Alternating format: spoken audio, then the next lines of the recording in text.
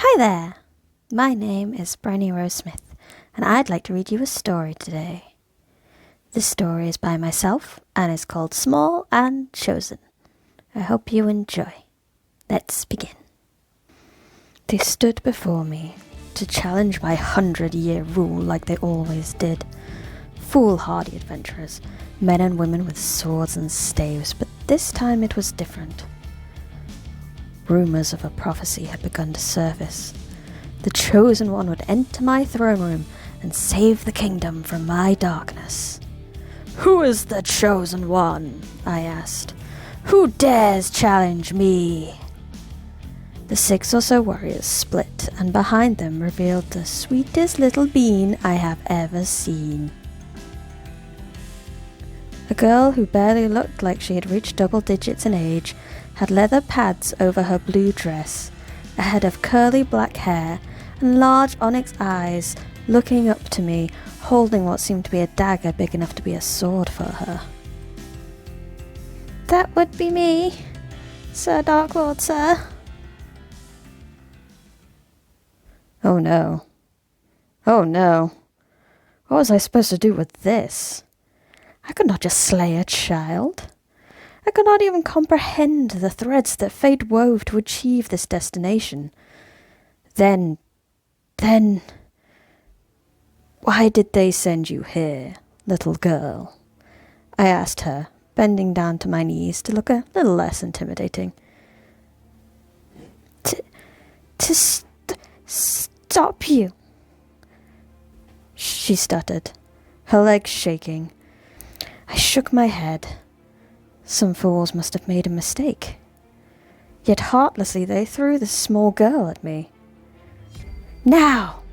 A group of mages and warriors to the girl's left shouted and startled the poor child. I rolled my eyes. With my left hand I threw up a shield and blocked the spells that flew at me. They exploded in a screen of light and sound that was likely supposed to distract me, but I did not need to know where the warriors were to get rid of them. My right hand went to the sword that was at my hip, and as I drew it, swinging the blade in a great arc, the warriors flew back, crashing into the wall. The little girl was buffeted slightly by the wind, but I had made sure to aim them away from her. I sighed. "None of you have the power to stand against me.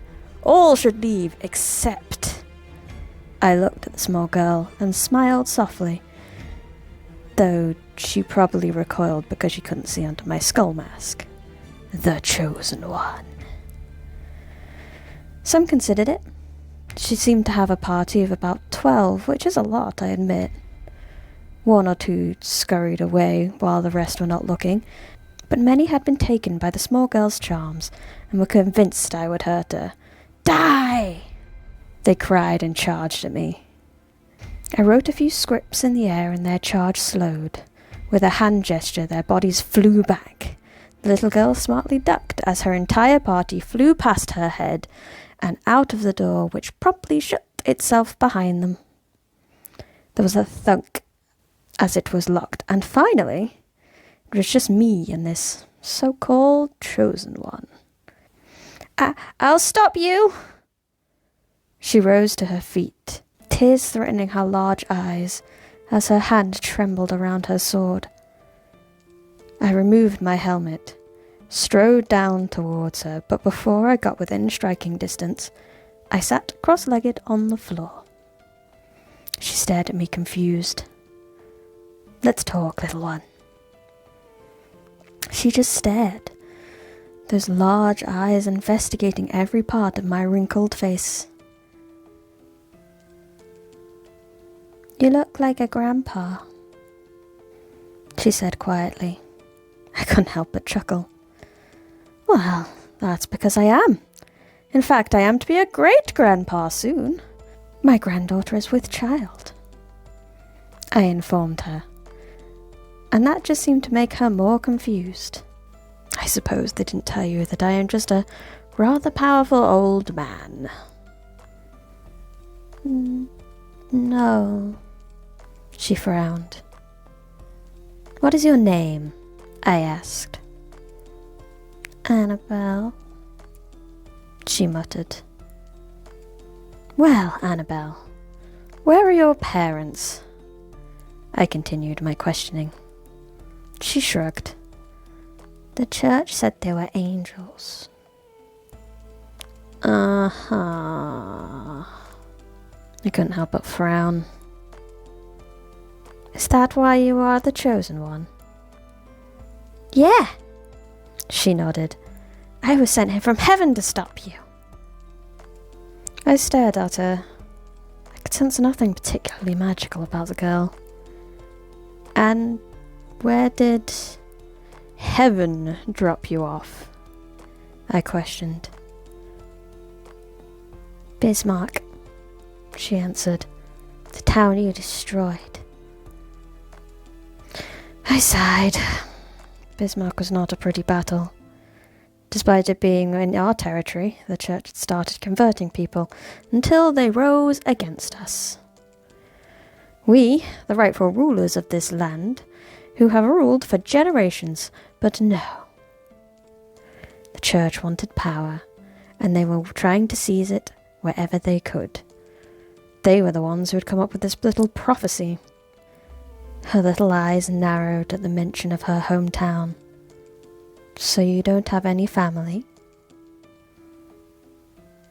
The angels are my family, she snapped.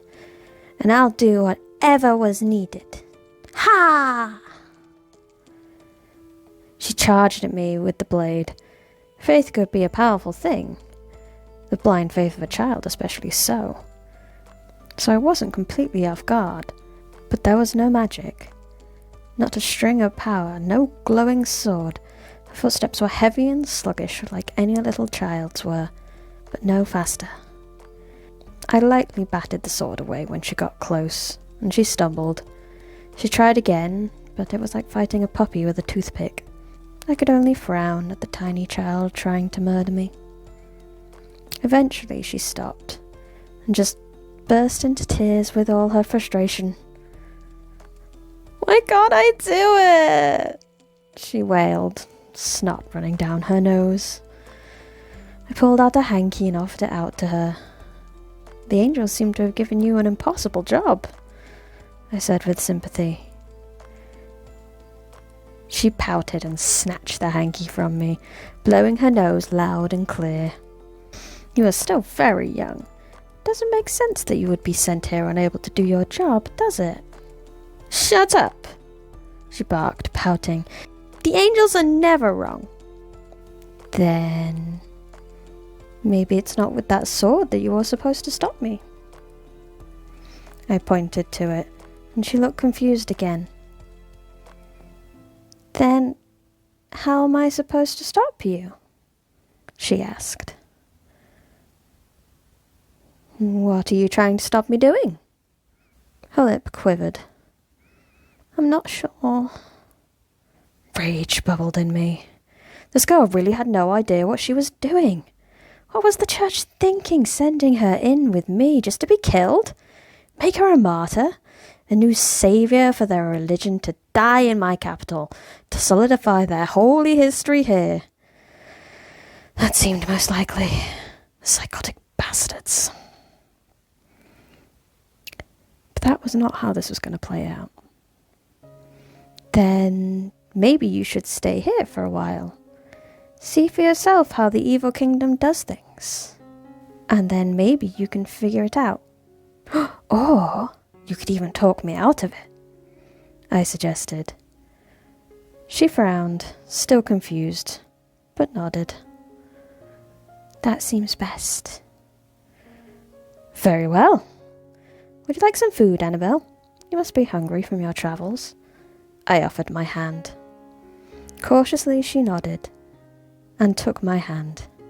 I happily led my new granddaughter to the kitchen and treated her. The end. That was Small and Chosen by myself, Bryony Rose Smith. I hope you enjoyed. The idea came from a Reddit post, so I will link to the writing prompt in the description. If you would like to read more of my short stories, you can find them on Patreon. However, this is the first short story that's entirely YouTube exclusive. Yay! If you'd like to read more of my writing, I currently have 4 superhero books out. There's also a link to the description in there. You can also get 10% off my first book using the coupon code in the description. There's a lot in the description, isn't there? Anyway, I hope you enjoyed. I'll see you next month with a new story. Goodbye.